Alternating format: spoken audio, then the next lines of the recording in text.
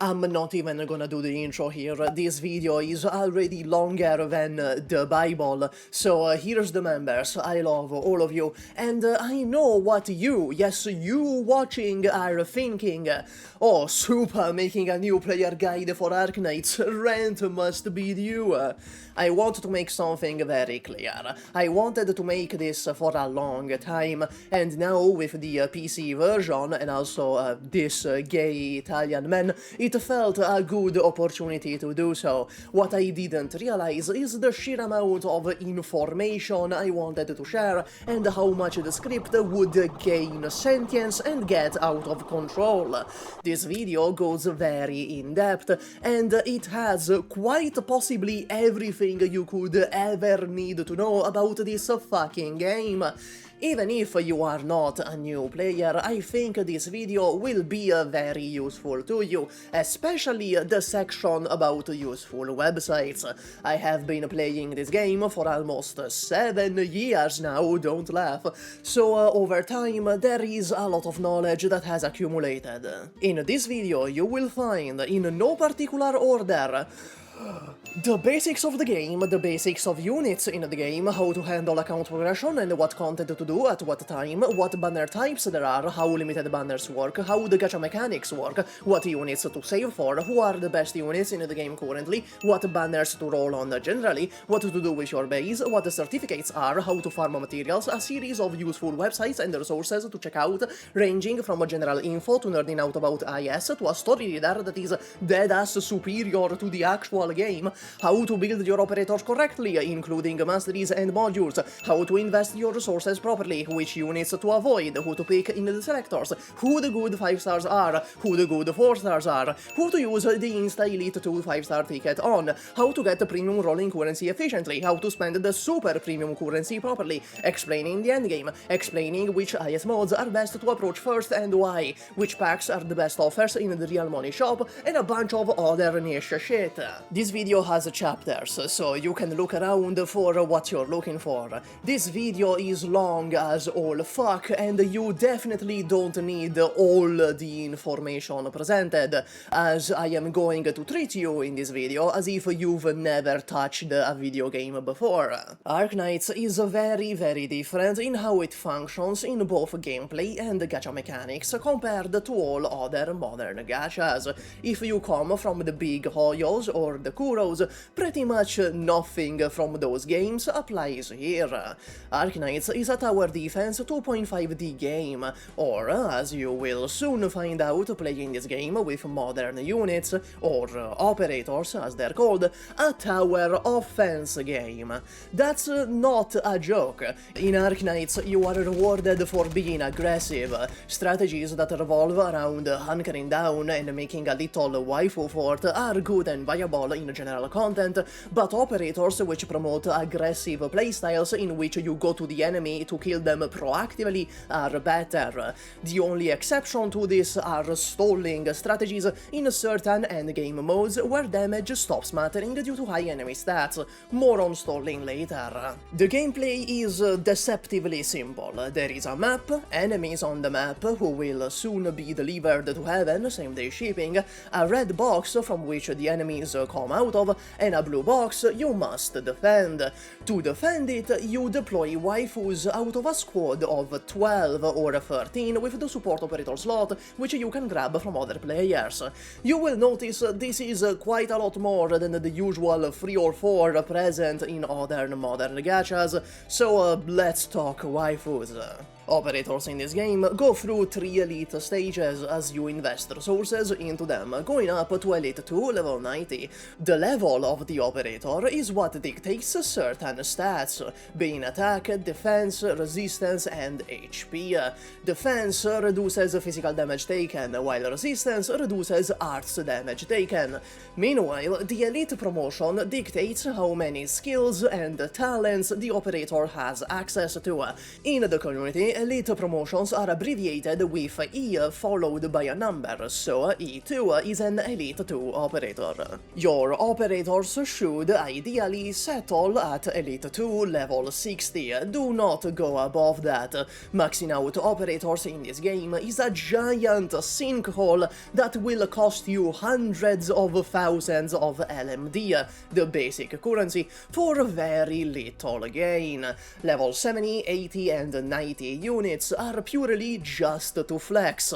There is one singular exception to this rule in the entire game, but we will get to him later. Operators can deal one or more of 4 different types of damage, those being physical, arts, true and elemental. What damage the operator is able to deal is mostly correlated to their archetype, but skills can change it as well. Physical relates to defense, and it's just a simple subtraction, meaning that it's your attack minus the enemy defense gives you the total damage, same when your operators receive physical damage. Arts, meanwhile, is reduced in percentage. Resistance only goes up to 100, so for example, if you or an enemy has 20 resistance, that is a 20% damage reduction.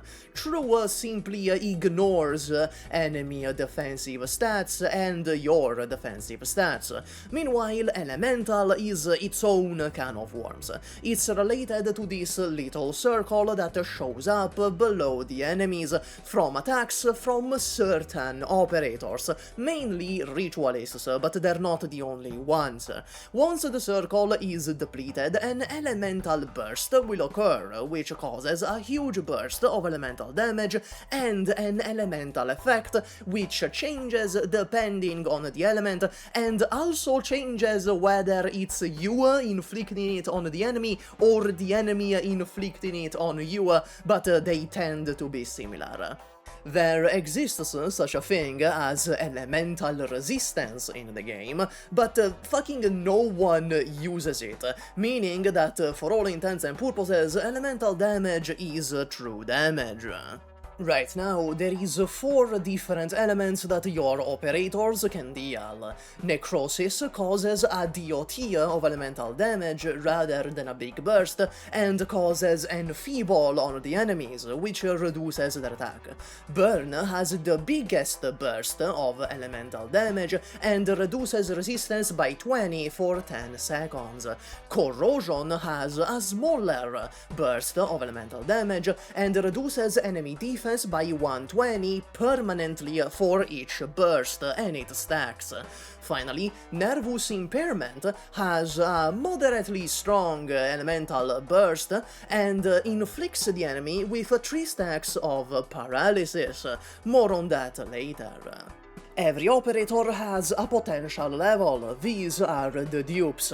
The dupes in this game do not fucking matter, like, at all. They're all incredibly minor buffs, and there is only 2 operators in the entire game where you'd want them.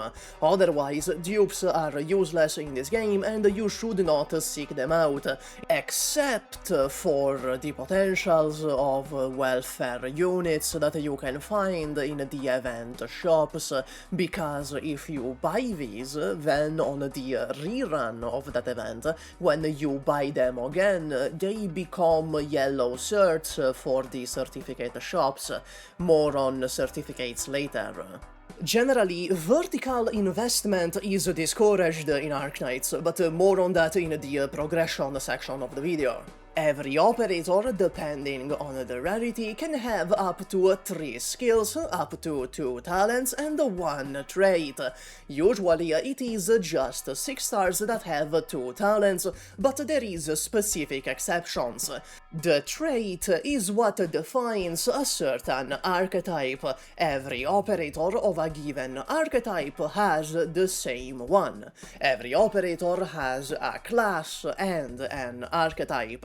Classes are the broader character type, like Sniper, Guard, or Defender. There is 8 of them, while archetypes are more specific to what that specific operator in that class can do, and there is many more. Every archetype will have different stats, different range, and of course a unique trait that defines the archetype. Talents are unique to each operator and are passive effects, always active when the operator is on the field, or when specified in the squad. Skills are the most important part of the operator. You can only select one of them going into a stage, and each one has wildly different effects, cooldowns, and activation requirements. Pretty much every single operator in the game has entirely unique skills, barring some generic skills. These are mainly what you give a shit about. Of course, traits and talents are of fundamental importance as well. Look at duelist defenders. But the skills are the true meat and potatoes of the operator. There is exceptions, of course. For example, Bagpipe is valuable for her talent, not her skills. In the community, we refer to skills with the abbreviation S followed by a number, so S3 is skill 3. Then the mastery level of a skill is referred to as M followed by a number, so S3M3 is a skill 3 which has reached the mastery level 3. Something like M6 or M9 means having M3 on multiple skills. Masteries are 3 additional levels that every skill can get up to, reached by spending considerable materials in a specific room in the base, which we'll get to later. Generally, as a rule of thumb, you should try to have M3 on every skill you use regularly. Also, only operators which have reached Elite 2 can have access to masteries. Finally, the last part of operator building are modules. Not every operator has one, and out of all the operators with a module, few are actually worth the investment, as a level 3 module costs around the same, if not more, than an E2 promotion. What modules do is add new effects, or buff, the trait and one talent of that operator. Only 6 stars have more than one module, and you only gain access to them after the E2 promotion. There is 4 different types of modules as of now. X and Y are the normal modules that every operator with a module gets. These just modify the traits and one of the talents. Then we have Delta modules.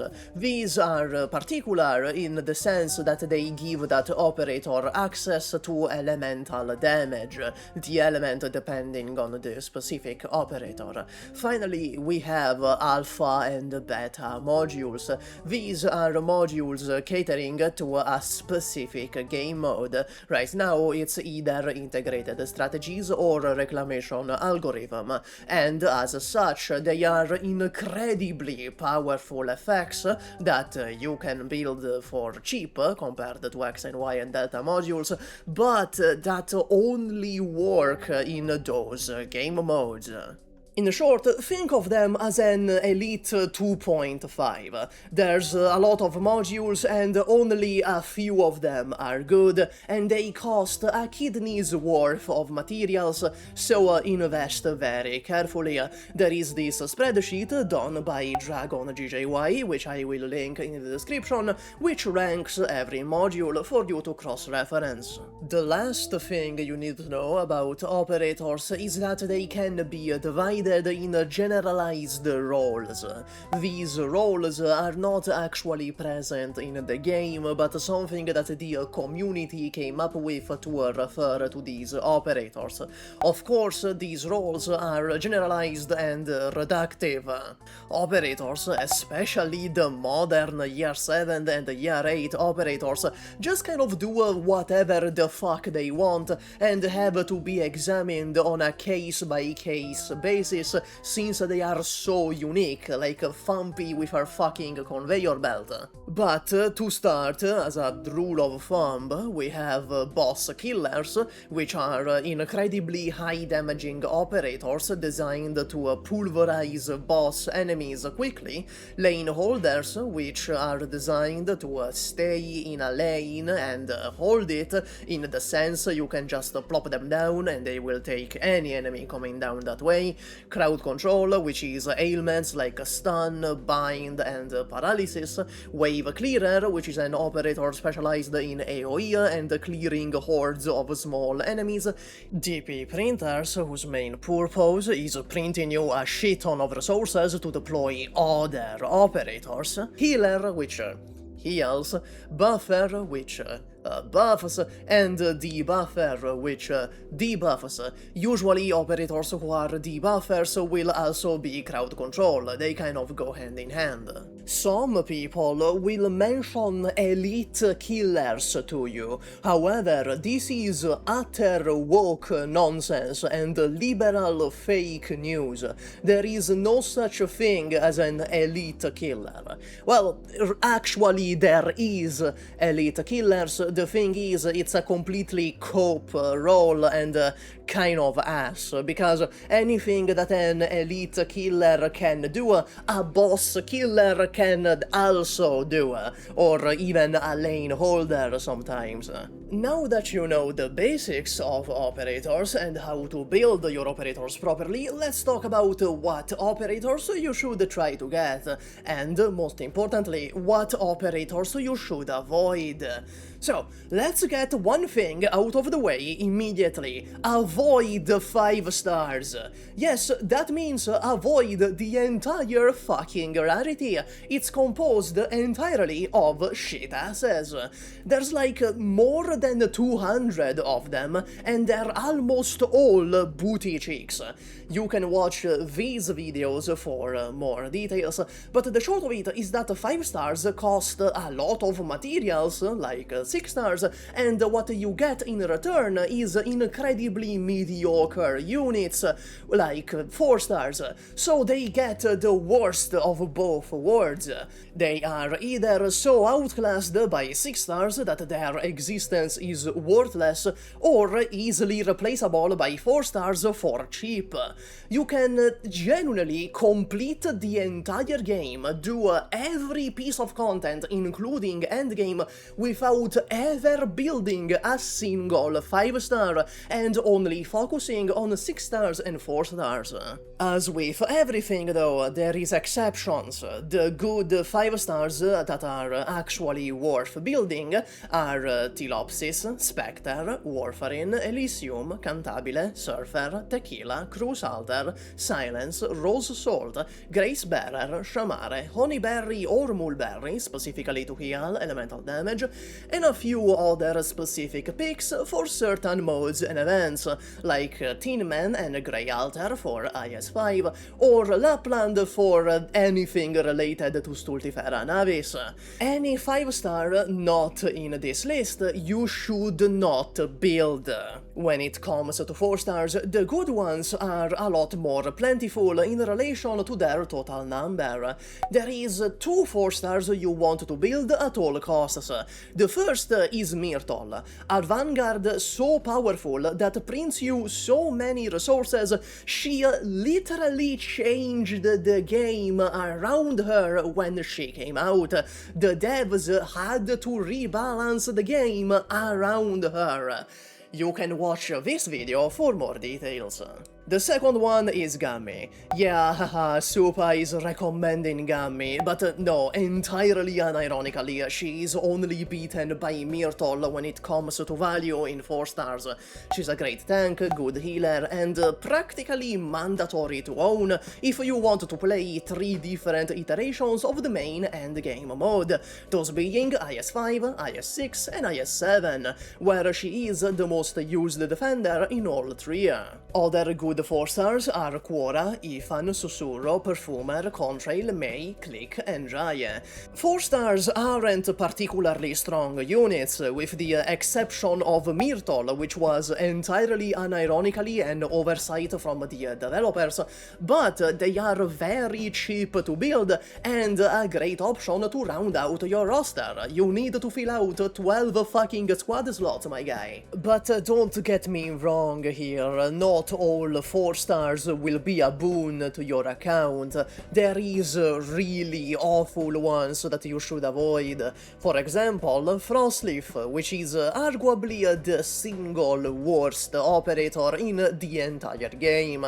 I don't think she is, I think it's Sand Reckoner, but you can make the argument for it. Next are Bee Hunter and Jackie, Chestnut, which is arguably the worst healer in the entire game, Doberman, whose niche is buffing 3 stars, Conviction, which is an April Fool's unit, so it's gonna April Fool you, Vermeil, which is just kind of ass, Earth Spirit, whose crowd control is non-functional until you get the module, and Snegurochka, who has the incredible achievement of somehow being a bad agent.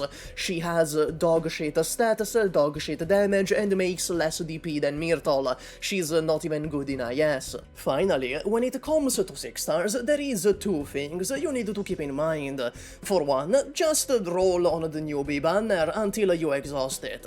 For 2, there is 3 incredibly important banners you must save for at the time of this video's release, which will give you a selection of incredibly powerful and versatile units that, accompanied with certain 4 stars and off banners you pick up along the way, will help you throughout the entire game, including endgame. I can tell you what banners to roll so ahead of time, because there's a 6-month gap between the global and the Chinese servers, and also I play the Chinese server, so I basically can see into the fucking future. Those banners are the Kal'tsit Alter and Closure Limited Anniversary banner, the Tragodia Rerun banner, and the Angelina Alter and Thumpy Summer Limited banner. This means skip Bellone, skip Necras Rerun, and skip Zima Alter. There is a consideration that Zima Alter is a great pickup for new players, and I need a strong Russian woman to beat me up, but Kal'tsit Alter and Closure are simply more important. Kal'tsit Alter is a healer that can deal AoE true damage and slow reposition units across the map, and also is functionally invulnerable to almost everything in the game, as ground units cannot ever target her with anything, including ranged attacks and screen nukes. Closure, meanwhile, is the best raw DP vanguard in the game, in the sense she's gonna print you the most resources out of every vanguard in the game. Mind you, this doesn't mean she's the best vanguard. All in all, she's kinda average for today's standards, but an incredible pickup for new players, able to hold lanes, kill enemies, and print a shit ton of resources. After this banner, skip Orchid Alter, skip Yato Alter Rerun, skip Aphrissa, and roll on the Tragodia Rerun. Tragodia is arguably the best operator in the game. You can watch these videos for more details, but with skill 2 he can drop a cat anywhere on the map that will attract enemies to its position, explode, and deal a nuke of arts and elemental damage. On skill 3 he spawns cages of chaos on the enemies, which block them on any tile, including undeployable ones. In Tragodia's case, his element is Nervous Impairment, which on burst applies paralysis on the enemies.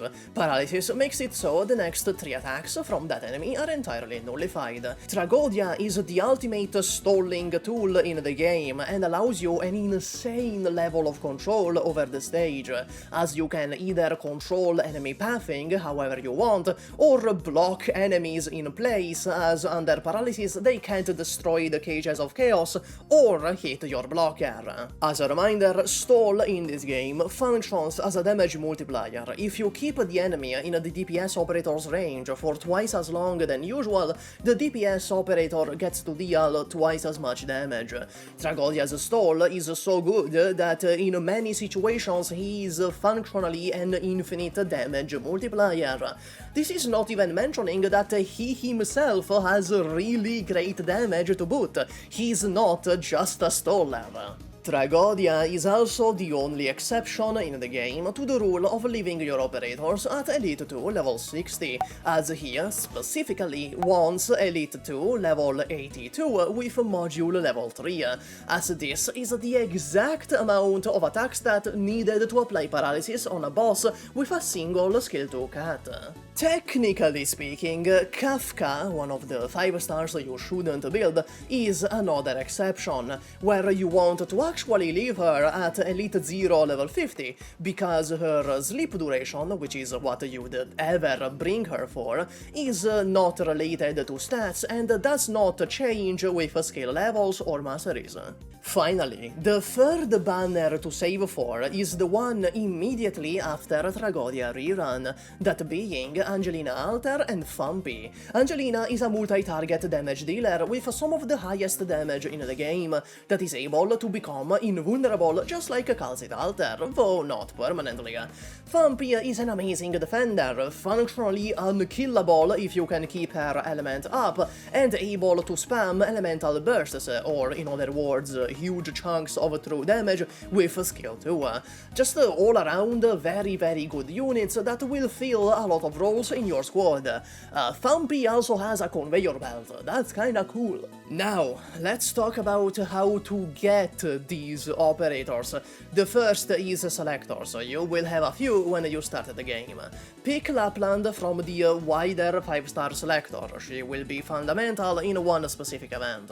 From the day 1 5-star selector between Silence, Liskarm, Promanix and Project Red, pick Silence. She is a healer and has a drone that can heal anywhere on the map. From the day 7 5-star selector between Tilopsis, Lapland, Spectre and Clifford, pick Tilopsis. She gives the entire map a 30% skill recharge rate buff by simply existing. Finally, from the big 6-star selector, you should pick anything that complements what you picked up in the newbie banner. However, usually the best choice is Silverash, though keep in mind he's only good at Elite 2 and kind of ass before that. But once you E2, you have a great burst damage option and a wide range invisibility removal, which is always a great niche to have on hand in your account. If you don't like the idea of a 6-star only ever being useful much later on, or got Silverash from the newbie banner already, you can get Saria as a great tank and healing, or Mountain, which is basically the ultimate new player unit, getting his best skill at E1, having incredible self-sustain and very good damage. As for the Insta-E2 5-star ticket, the again quote-unquote objective correct choice is to go to the Dos Soles Holiday permanent side story, unlock Tequila and use it on him. This way you get a miniature Silverash with great burst damage right from the start of the game. If you can't be bothered with that, another option is to use it on anyone in this list, particularly Lapland, Spectre, Gracebearer and Crusader. The third option is to use it on Proviso, as she is, by an incredibly large margin, the best operator in the base, and will increase your passive income by a fuckton. This is the finance bro Wolf of Wall Street long-term investment choice. The sinister secret fourth option is to use this ticket on Amelia. This is dubious at best, but something to consider nonetheless. At some point in the game, at the end of Chapter 8, you will be required to have an E2 Amelia in your team. The game literally does not let you progress otherwise. given you do not need to complete Chapter 8 to unlock Chapter 9, so this is kind of a waste of your E2 ticket. The second way to obtain operators is through recruitment. Always put this at 9 hours. Don't expect much from this, you will mainly get 3 stars and the occasional 4 star depending on the tags. Sometimes you luck out and get a top operator tag, which guarantees a 6 star from a specific recruitment pool. Unlike every other tag, top operator cannot drop when you put it to 9 hours. Also online, there exist many recruitment calculators in which you can punch in the tags you got and see what operators you can get from any combination of those tags. Mainly, I suggest the one on Myrtle.mo. Really, the main purpose of recruitment is to get certificates, either green or yellow, to spend in the appropriate shop. These certificates can get you anything from materials to whoever is the current shop 6 star at 180 yellow certificates. 180 is a lot, so be careful who you purchase. You get green and yellow certificates mainly by rolling operators. And as a reminder, the other best way to get yellow certificates is welfare operator tokens in the event shop, as on the rerun of that event they will become yellow certificates when purchased again. In the yellow certificate shop there is also tickets or rolls for the banner, and if you are wondering, you need 258 yellow certs to get all of them. There is also red certificates, which are farmed for specifically in supply stages, and mainly serve to obtain specific red cert operators like Contrail and Ethan, or cheap catalysts to Elite 2 operators, and purple certificates. These are obtained from event reruns. If you already completed the original run of that event, you won't be seeing these for at least a year of playing, and they can get you anything from materials to rolling currency. If you bought the furniture in the original event run, the furniture on the rerun will become purple certs, so it's good practice to try and buy the furniture every event. There also exist orange and blue certs, though they are far more niche. Blue certs are obtained from rolling on kernel banners, meaning realistically you're not gonna have a lot of them. Orange certs are obtained after limited banners, so you know how to spark an operator in a limited banner, your rolls get turned 1-to-1 in tokens to spend in a shop. Well, if you don't spend these tokens, at the end of the limited banner they turn into orange certs, which can be used to buy materials for operator progression. The third main way to obtain operators is through the gacha banners.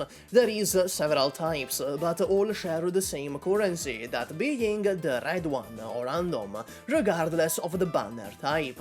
There is also tickets, which do change depending on the banners and can only be used on certain ones, except the yellow tickets, which can be used anywhere.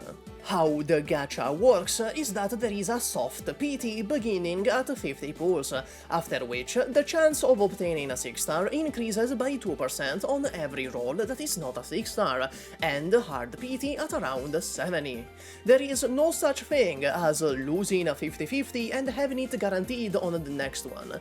The 6 star rates are 2%, and on event banners you have a spark system, where after 150 rolls without the rate up, the next 6 star is guaranteed to be the rate up. Before the spark, however, you can just continue losing 50-50s. On limited banners, the spark system works differently, so that one roll is converted into 1 token, and you can spend 300 tokens to directly buy a banner character, or a past limited operator. Something you will find in this game is that getting a 6 star is really easy, it's really no effort at all. However, getting a specific 6 star is quite fucking difficult, especially if you missed the limited time rate up. You'll have to rely on shop rotations or real money paid selectors. When it comes to banner types, kernel banners are these blue ones. avoid them. They contain old operators from launch to year 3, the vast majority of which are not really worth getting. However, sometimes there will be a special kernel locating banner, which is a customizable kernel banner, and yes, you can choose the shop 6-star, so at times it's worth it to wait for a kernel locating, put whoever you want in the shop, and buy them from the shop outright. One of the operators in kernel banners will always be present in the shop. Next is standard banners. Avoid them.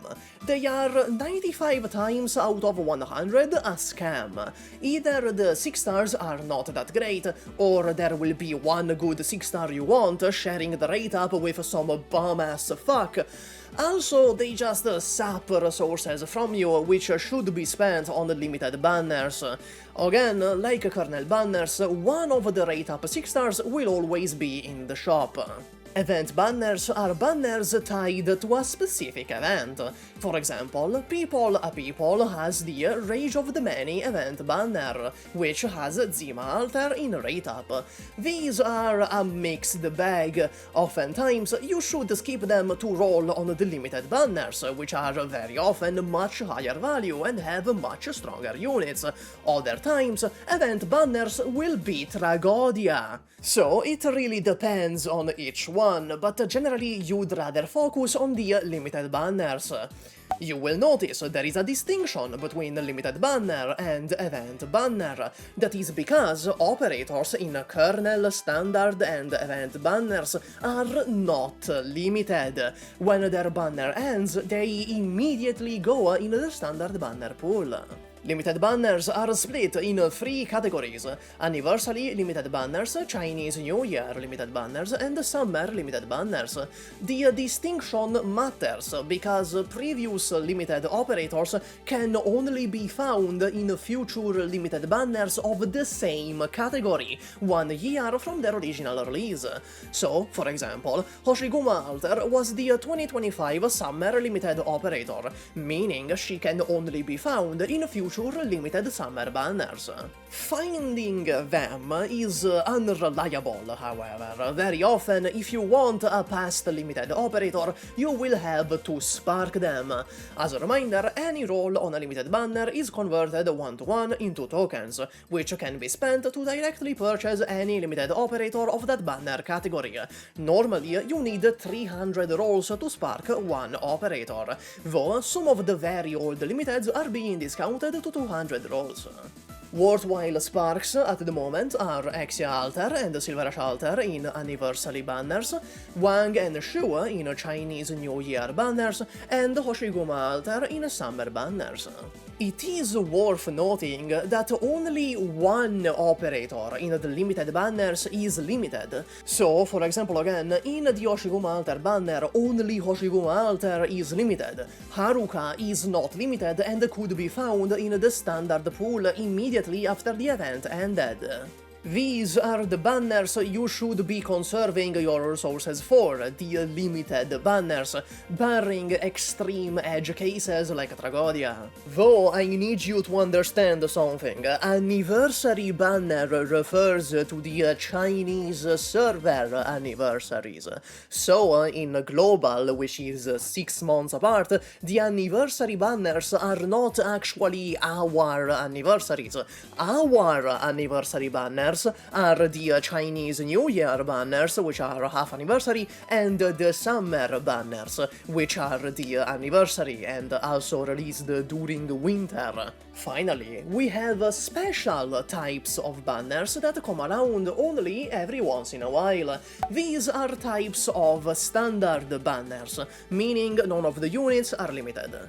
Orienteering banners have 6 different 6 stars in them, and you choose 3 of them to be the only 6 stars in the rollable pool. These are also a giant scam, and should only be rolled if all 3 operators you select are good and you are missing them. Celebration event banners and celebration kernel banners are banners in which your first 6 star is guaranteed to be a new one. Sometimes worth rolling on, but usually not really.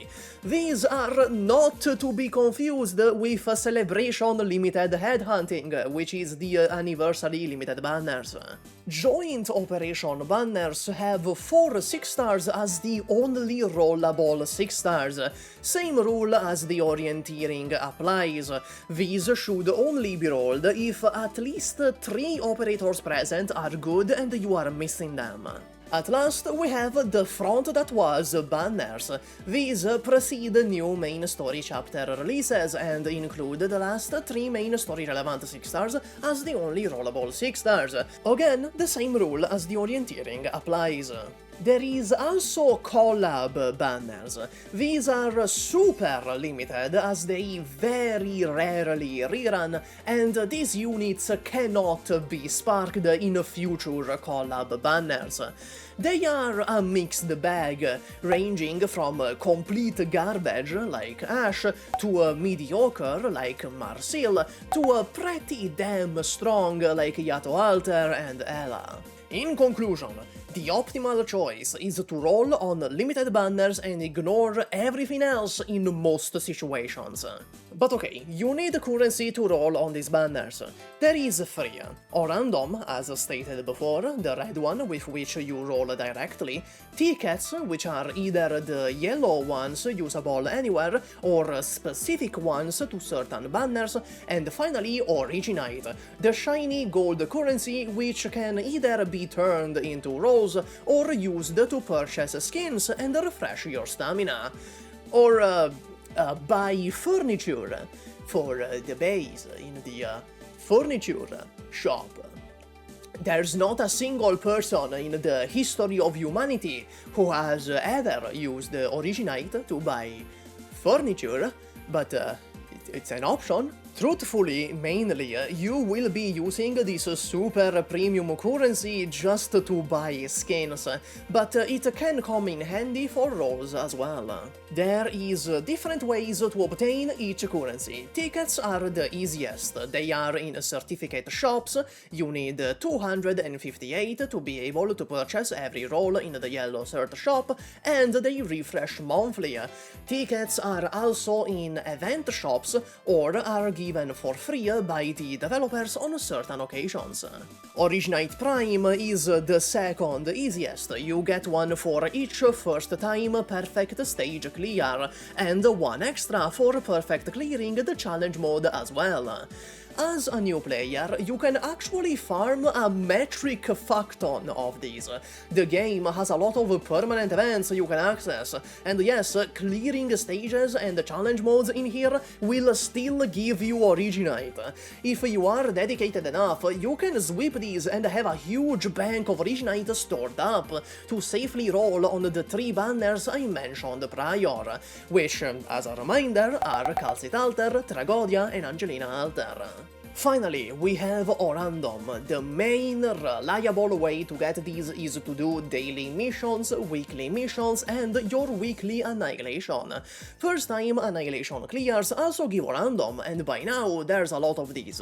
Annihilation is technically a unique game mode in which you are put in a stage with 400 enemies and must clear all of them. It's a marathon endurance test of sort, and yes, if you fail at the end, you have to do the whole fucking thing again. You can also farm random in the base. Yeah, straight up, you can farm rolling currency. This sounds bonkers on the face of it, until you realize it's entirely unadvisable. Farming random in the base completely stalls account progression, as you have to focus on it entirely. So, unless you are absolutely desperate, you should not do this. As an addendum, there is an online pool calculator, which I will leave in the description, telling you how many rolls you should have over time based on what you have right now.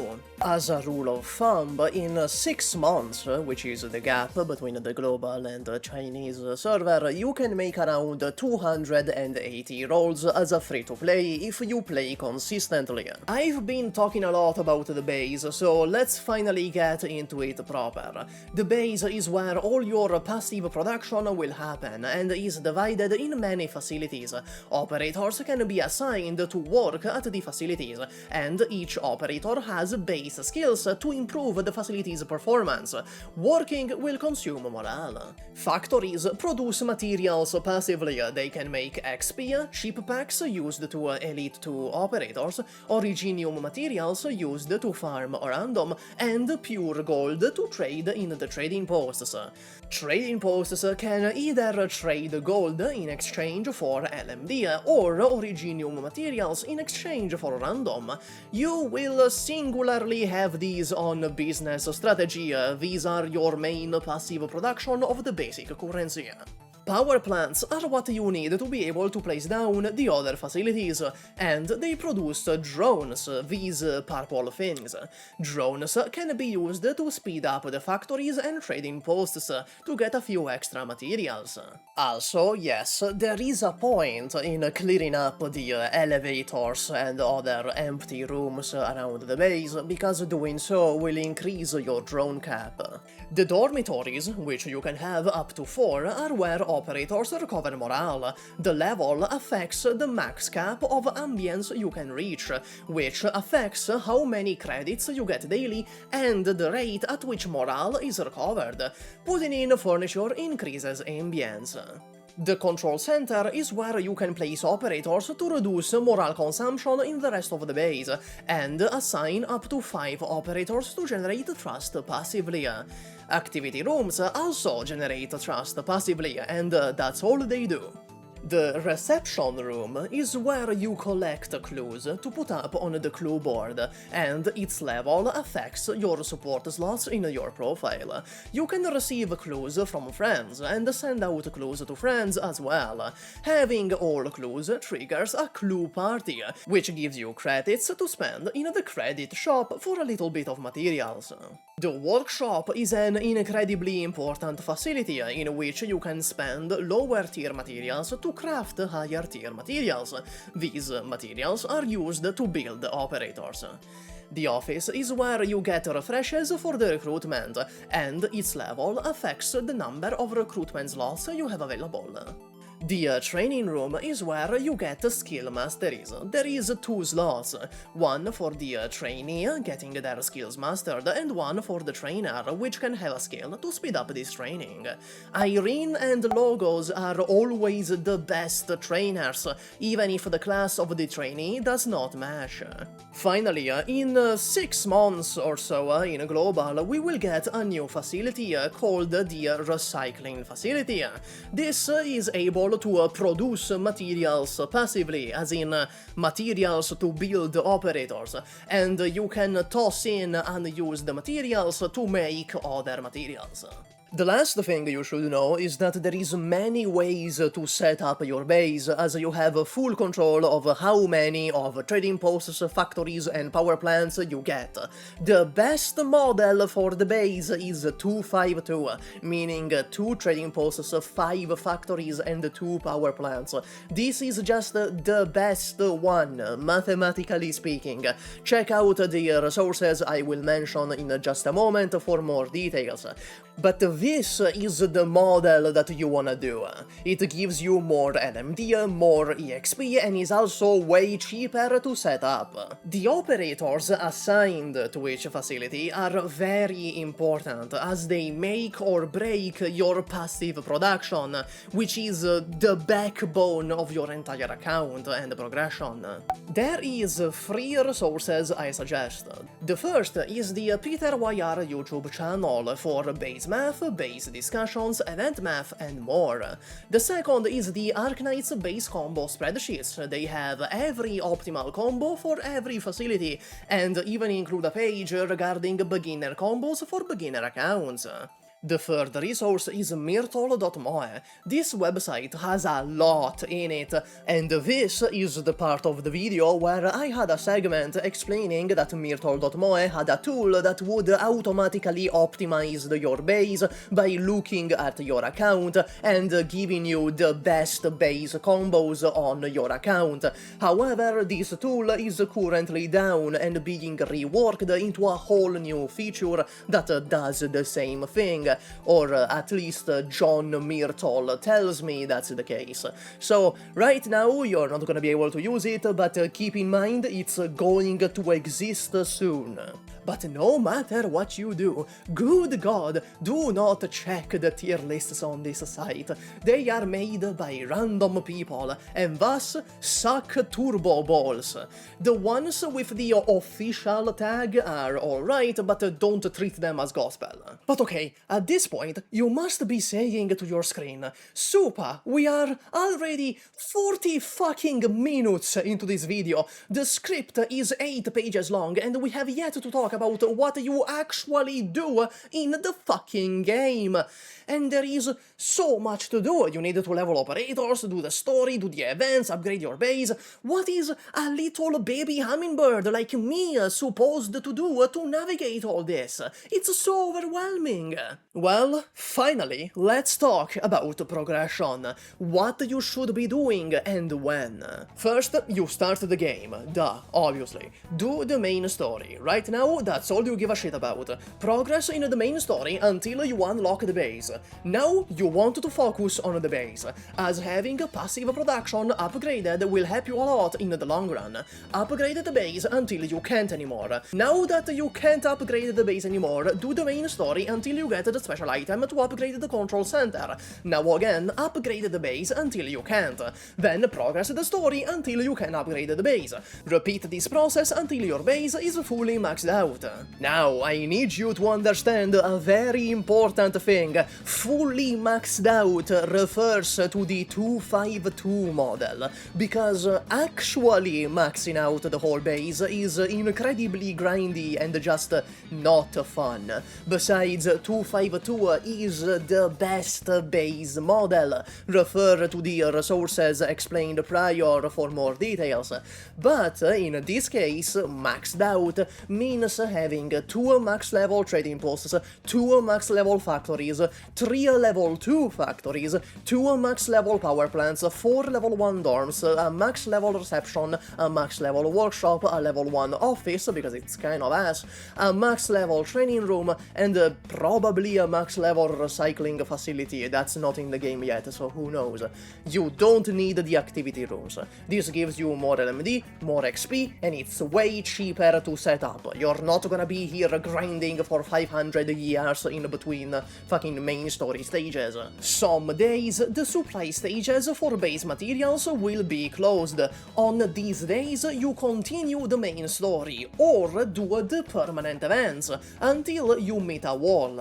At this point of the game, the answer to all your problems will be leveling your unit, but you should still be careful in how you invest into your units. Arknights as a whole heavily discourages vertical investment. If you pour all your resources into one carry 6-star, you're still gonna get fucked, because the game doesn't work like that. The game heavily favors horizontal investment, though while you should invest horizontally, you shouldn't spread your resources too thin. You should focus on the squad of 12, or maybe 20 at most, just so you can swap out when you need different roles, because otherwise if you start building everyone, you're gonna build no one, because resources in this game are rather scarce at the beginning. As far as general gameplay tips go, you should formulate your squad based on roles, as in what role that operator fulfills in your team, as to avoid redundancy and be efficient with squad slot usage to your exact needs. There is no universal team, and there is no universal team setup. At the start, you should try having a little bit of everything. As the game progresses, though, you will need more and more specific roles. You will realize Arknights functions a lot like a sandbox, where you are encouraged to use your resources creatively to solve problems, rather than a more classical tower defense game. Also, there is annihilation to do, so in those days where the supply stages for the base are closed, perhaps focus on the rolling currency resource. You will be grateful to complete the annihilations as early as you can. At times, there will be a limited time event running. In this case, pause everything and focus on the event. Clear as much as you can until you hit a wall, and then use the special event currency to purchase LMD, EXP, and skill books from the event shop, along with any material you might need. Once you have everything you need from the event shop, resume the main story base upgrade cycle I mentioned prior. An option is to also start dipping your toes into low difficulty integrated strategies. While this is an endgame mode, the low difficulties are relatively very simple and they have many rewards in them while not costing any stamina to play, so you can farm them as you want. In particular, I want to draw your attention to the monthly operators.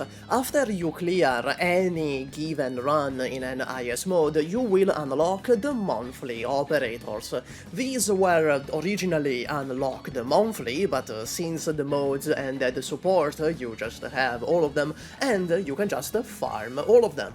They give you plenty of rewards, and also a 6-star for you to use right at the start, if your account isn't well built enough.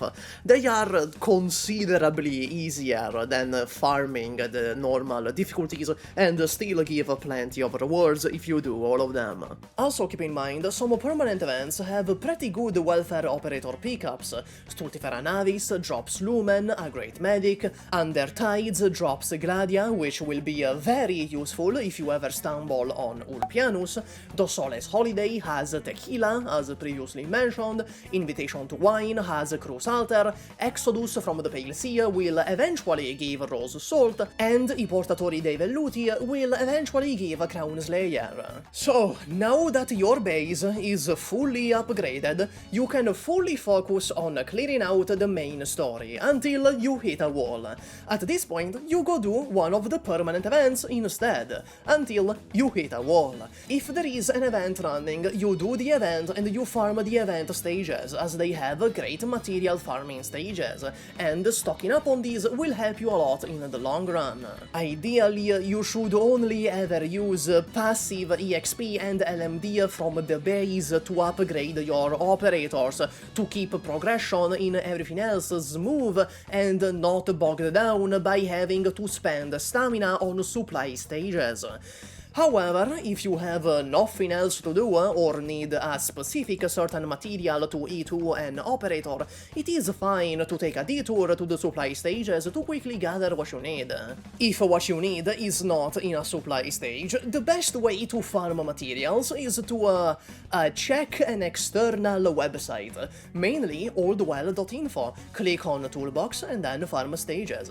Also, as mentioned, every event will have 3 farming stages for 3 different materials, which are always worth farming. Keep in mind that oldwell.info shows stages with side materials included. If you just care about the single material, go to the bottom of the page and check out the Penguin stats page. Though most of the time you would rather do the stage that also gives you good side materials, just to be better off in the long run. After a long time, this loop will settle. You will have done all the main story and will have done all the permanent events. You can check completion on chapters and events with this button. Now that you have everything completed, your gameplay loop will consist exclusively of farming the current event, farming for operator upgrades, and farming supply stages. Alright, good job, it's been like 2 years and you have completed the game. Now we have the endgame modes. There is 4 main ones, with several rotating in and out as limited time events, which I will not mention here. We have Holographic Combat Matrix, in which you have normal stages with insane enemy buffs or operator debuffs, which notably you get to choose yourself. Then we have Reclamation Algorithm, which is a sort of a sandbox exploration mode with materials to gather and bases to build and structures to craft, with its own main story to follow. Next up is the seasonal Contingency contract, coming around twice every year, which is a more in-depth holographic combat matrix with unique stages. Contingency contract's cousin, which I will lump in together with Contingency contract, is another seasonal mode called Vector Breakthrough. In this mode you have the normal stages, the all-out stages, and the Garrisons. The normal and all-out stages are what you'd expect, just something really brutal, really difficult. The Garrisons is where the sauce of the mode is. These are tiny side stages that, when completed, will give you a buff in the other stages.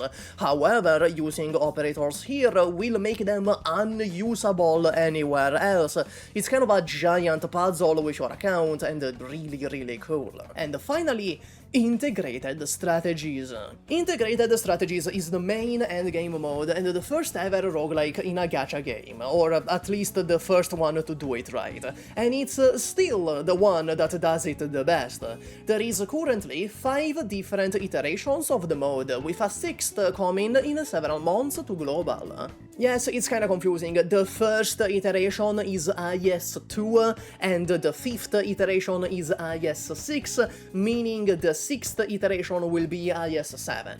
For this mode, you will need to build your 3 stars and 4 stars, and it's worth to play them, as each has a battle pass system to level up, with many levels and many rewards.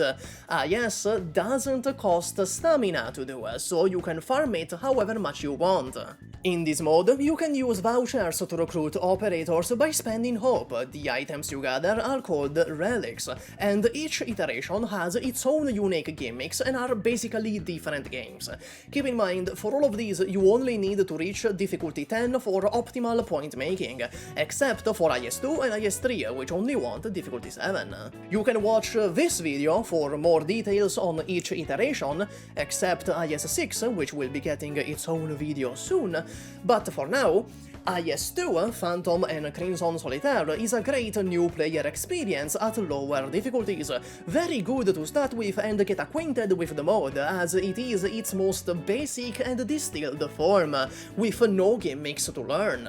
IS-3, Mizuki and Kairula Arbor is also super easy, though it's kind of a bitch with insane, unfair RNG, and also kinda boring. It's not very fun as a new player, I don't think, but relatively free and easy to clear to go in and out for your rewards. IS-4, Expeditioner's Joklurmarkar, should be avoided until you feel you're good at the game, as this is still the hardest one, in my opinion, and truly endgame content, almost fully reliant on your player skill and knowledge of the mode. IS-5, Sarkaz's Furnace Side Fables is complete pandemonium in a good way. It completely drops the roguelike aspect in favor of a customizable sandbox experience, meaning as long as you know how to abuse the Lamp Relic and the Ingot Squad, and also have good operators to make use of the good hand relics, this is extremely easy to clear out. IS-6, Sui's Garden of Grotesqueries, is the same situation as IS-3. I don't think it will be very fun, and its game design promotes a rather restrictive meta, but with new incredibly broken expansion to relics, you should be able to clear this fairly easily. IS-7, the Black Flow of the Drowning Seekers, is not in the global servers yet, but this mode is the fucking GOAT. It's so good, and also rather accessible as long as you have a Kal'tsit altar. Also, a very good choice to clear out once it comes out. Finally, at long last, to conclude this unnecessarily thorough video, I want to talk about helpful websites and resources. I'll keep it relatively brief. The links to every one of these websites will be in the description. Myrtle.moe does not just have an incredibly useful base feature, but plenty more as well. It has a catalog for each operator with all the info on that operator, a catalog on all enemies in the game, a catalog on every stage in the game with a 3D map and showing you enemies coming through, a recruitment calculator, a planner in which you can slap in operators, set goals, and it tells you the materials you need exactly, a DPS chart maker, an HPS chart maker, a randomizer, a birthday tracker, community pool tracking, your own pool tracking, tier lists, again please don't look at these, and a leaderboard. Not to brag, but apparently I have a top 10 account. Oldwell.info not only has farming stages for each material, as stated prior, but also information on what is happening right now in the game, upcoming events, an index with a bunch of other useful Arknights resources, timetables for daily resets, event starts, and daily rotation supply stages, valuable Arknights YouTube channels, which, of course, I am not a part of, as I am but a mere chud, a glossary of a bunch of terminologies in the community and the game, and even lets you edit the icon. They also have a section with every PV, all the animes, music videos, and mangas released thus far. Timo's Arknights story reader is a very recent website, but one that has gotten a lot of attention for good reason. It's by far the best online story reader for Arknights. It acts like a proper visual novel, with sprites that animate, text boxes, music, and a ton of configuration options. Deadass, it's better to read stuff here than in the game. It also features illustrations and every sprite for every story, and perhaps most importantly, a reading order. First, an individual storyline order, which is the canon reading order to understand things the best and have a coherent storyline to go through, release reading order, and timeline reading order, with pros and cons for each one. This website is so fucking good, it makes me want to read the story. It even has little explanations under each story to explain what is the role in the wider narrative. I'm gonna slap Tomimi.dev and IS Central together, as both are giant, in-depth, well-researched resources for integrated strategies specifically. Tomimi.dev features a list of bugs for each IS, and a stage simulator for every stage in every IS. You can set the difficulty, if it's emergency or not, and what relics you have access to. You can also filter out information to look for specific things, and also the Leah versus the Last Night Stun Simulator. I don't understand what this is. IS Central, meanwhile, is the main resource for IS guides. It has guides for general info, some stages, low rarity recommendations, progression guides, and guides for specific gimmicks and strategies in that specific IS mode. Keep in mind, this is mainly for IS-6 and IS-5. The sections for older ISs, especially IS-2, are rather barren. The Arknights Terra Wiki is the main English wiki for the game, containing almost any information you could possibly want regarding operators and mechanics in the game, even past events and banners in order. Please don't use the fandom wiki. The Arknights Pools calculator was mentioned before, and it does exactly what the title suggests. HermitzPlanner is a giant planner and viewer for all upcoming skins. It helps you keep shit organized and also tells you how much Originite you're gonna need, you broke fuck. The PRTS Wiki is the Chinese wiki for the game. For us dirty foreigners, we will mainly use this for the chibi sprites or the highest resolution pictures of operators on the internet. AKGCC has a glossary of all roguelike items and a shop history to see who's coming next in shop. It also has a bunch of other stuff, but they're kind of power crept by other websites. Krooster has many tools in it. Mainly, it is is a website to share and catalog your Arknights account without needing to open the game and take 40 screenshots of all your operators. Again, this website has a lot more stuff in it, but it's power-crept by Myrtle.mo. Again, we have the base combo spreadsheet. As stated before, this is the gold standard resource for base combos. Finally, our last site is the also previously mentioned module ratings by DragonGJY. Since modules are kinda confusing as hell, many 6-stars have multiple and very few are worth building, this is a very useful resource. The last thing I want to talk about before concluding, oh my god, I can see the end of the script, I can see the light at the end of the tunnel, is the packs in the Real Money shop.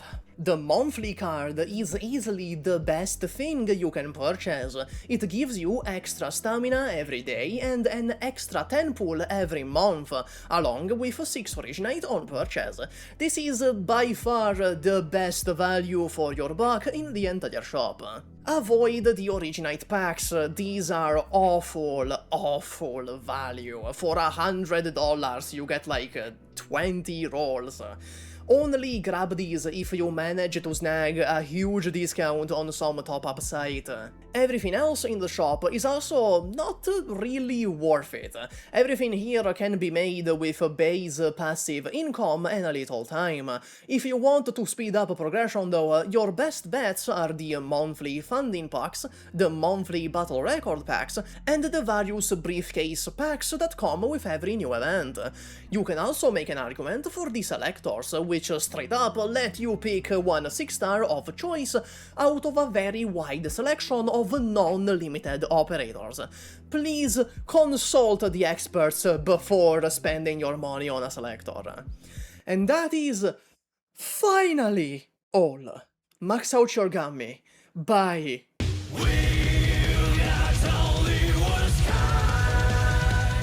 Hi, hello there, that was a bit of a lengthy one, wasn't it? Now imagine the fact I had to subtitle all 1 hour and 10 minutes of this footage, because AI subtitles do not understand my accent.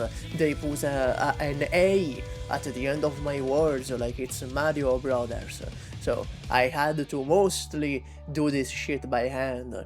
Anyway, thank you to all of you who watched, the members, in particular Julio CPG, Bin Raditz, Dr. Mom Hunter, Patan, Vananneko, Mr. Lair, Ephraim, Mr. Lazy Lemon, Bartley2X, Viper Sushi, Lozu, NegPXL, Franquise, Sora Light Era, Yuzu Ocha, Alclane, Noel Runes, Kindred 2, Lizard King, and a dozen, Nemotic, Romas Link, The Long Chef, Gingy Santuna, The Long...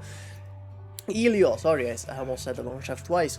Living Shed, Creon Box, Divius, Bomb Ninja, Apollo T, QX102, Diamond Raptor, Saint Jack, Never Far Off, Zephenix, Nupo, Pollo 7382, Surfer 7, Shiro Dezu, Prancing Peppers, Cheryl Alvarez, Sebistum, Sam Kenshi, Chromala-chan, 5QDZK, Genius Shipper, Kawan Hiran, Larmendra, Yuvune, King of Harems, and that guy with 2 names. Alright, bye bye all 3 of you who are still watching this.